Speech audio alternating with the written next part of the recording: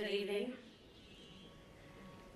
At the outset, our heartiest congratulations to you, Sri Ratan Tata, for being conferred upon this Hayati Ratna Award.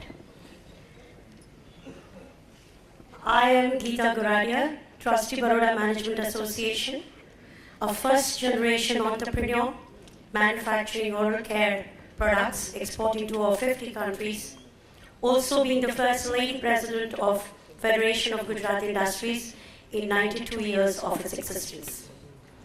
Sri Ratan Tata, you are a living legend of the Indian corporate world. The Tata Group, under your astute leadership, has steered many giant companies to worldwide recognition and has been one of the few Indian companies to have got listed on the New York Stock Exchange. This world has been through your exemplary vision and remarkable capacity to embrace globalization and innovation. Even at this juncture of life, your passion towards identifying and supporting startups has been an immense boost to the younger generation. Sri Ratan Tata, what are these noteworthy qualities which you look for while identifying the entrepreneurs for startups? Many sitting in this hall would surely like to emulate those qualities. May I request you to share your views on the same?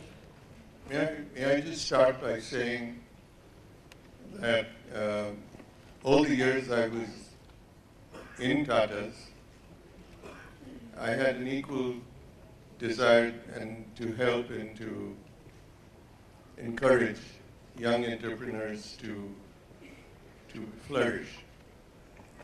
I was only able to do that through the supply chain or through people who would interact with us.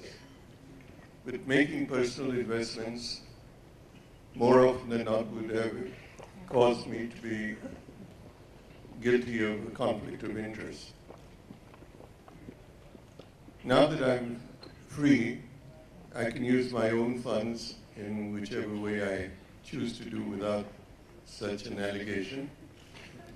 And I'm driven and drawn by the fact that young people who have a passion, who are willing to take a risk, are in fact undertaking to build businesses, some of them very, very successful, bearing in mind that we have this huge population in India which has not been accessible to the marketplace.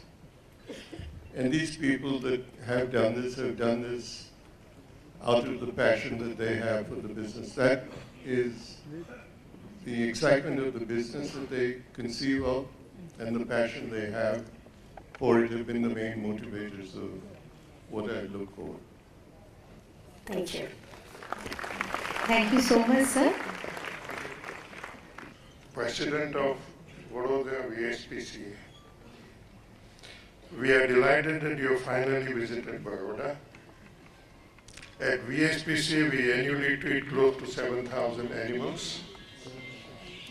Our invitations is still pending, and I hope you will accept our rain check one day and provide inspiration to our workers with your visit.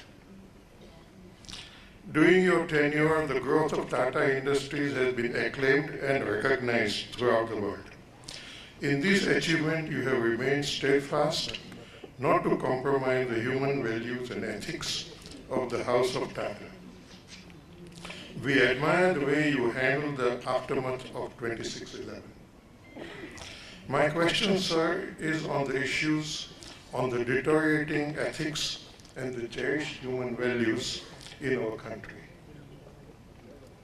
Compared to other countries, I believe India is not in an enviable position in matters of corruption, bigotry, and compassion. The attitude of an Indian can best be seen from us driving on the roads or queuing up at the temples, lifts, railway stations, and even airports.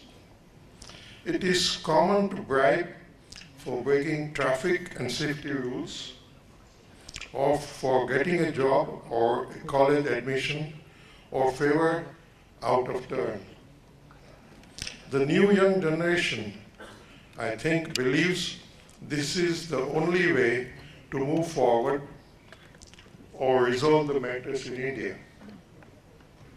Do you agree with the observation that the same Indians behave differently when abroad?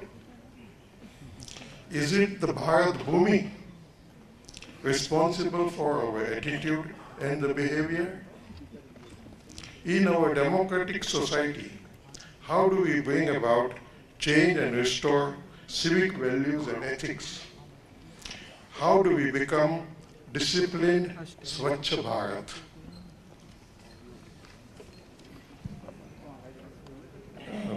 I believe that you touched on something that's very close to my heart in terms of some degree of despair at what is happening, and have given a fair amount of thought in terms of what perhaps has caused this. In my view, we have lost the ability to look at authority with respect.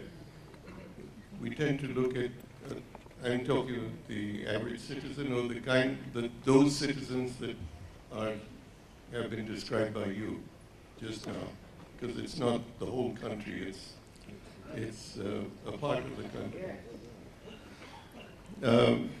We have lost our ability to respect enforcement. A policeman doesn't have the respect it is not given the respect that he deserves. The law is being constantly broken by people who should be setting examples rather than abusing the systems. And as I said when I was making my talk a few minutes ago, India has become a country, unfortunately, where vested interest is paramount. People have been able to, I would say, digress and distract law from what it ought to be into what serves a particular person's interest best. I think vested interest, which comes mostly from the private sector, is one of the greatest curses of India's progress. But above all, India should be a country of equal opportunity based on merit. Each one of us has the responsibility to try and do this. It should not be whom we are, should not be rule of law applying to one person but not to another. It should not be who you're connected with, how influential you are. It should be based on your merit. And once that gets recognized, once authority gets recognized and respected, I think you will find most of what you've said falling into place. Until it happens and until we don't have disparity of influence, what you've described is unfortunately going to increase. Thank you very much. Thank you so much, sir. Mr. Tata, I am Ali Sabawala. I am the Vice President of Baroda Management Association, and I have been associated with the management movement for decades. I'm also the former president of the Vadodara Chamber of Commerce and Industry, which is popularly known as VCCI, and was its first lady president in its history. I am really very inspired by the fact that the Tata Group epitomizes ethical business practices. You have steered the fortunes of this group for decades, and today the Tata Group is operating in an international environment. This August gathering is looking forward to hear from you more about those practices that are effectively used by the Tata Group to promote good corporate governance to survive and prosper in the face of cutthroat competition? That's a difficult question to answer. Because basically, all I did was follow in the footsteps of Jamsetji Tata and J.R.D. Tata. They set the example. They walked the talk themselves.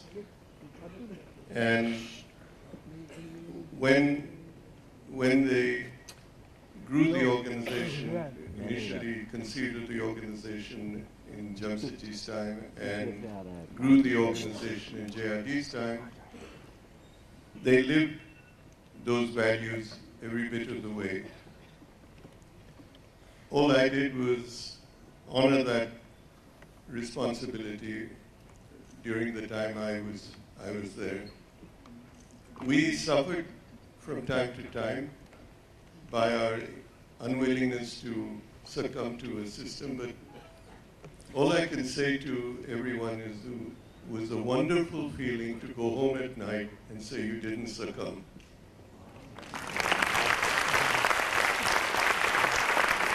Thank you very much. Thank you so much, sir, for the response. Good evening, everybody. I'm Saira Khan, an electronics engineering graduate from NIT Srinagar, a first generation entrepreneur and a corrosion specialist. Sir, you have been an ideal role model for responsible, authentic, and integral leadership for India INC. Your powerful vision, aligning every stakeholder along the vision, brings execution excellence in all your endeavors. I quote Peter Drucker, "Effective leadership is not about making speeches or being liked. Leadership is defined by results and not attributes." Being an entrepreneur or a startup enterprise as against joining a firm is very much becoming the style of the day. Also, social and cultural changes are driving increase in women entrepreneurs. You are an inspiration for women entrepreneurs like us. This evening, the ladies present here from the industrial state would like to know your vision in early identifying and promoting such entrepreneurs. Your question is what? Women entrepreneurs.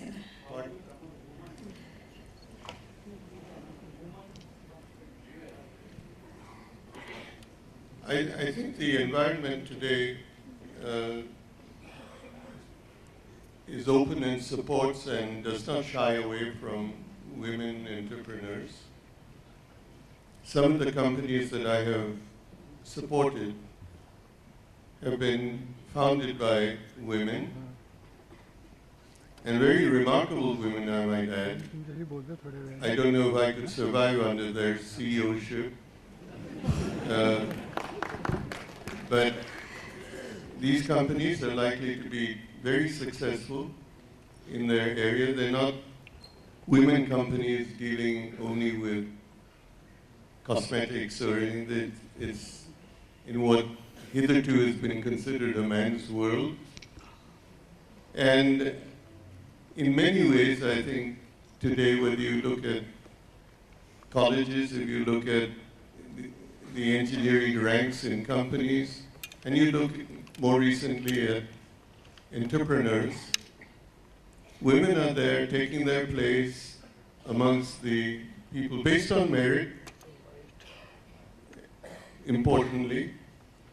And I think you will see much more of this as we come along, and women are opting for entrepreneurship and risk-taking as against a company, a big office, and a salary that comes in to a merit-based environment where they take considerable risk. And I think this is great. And we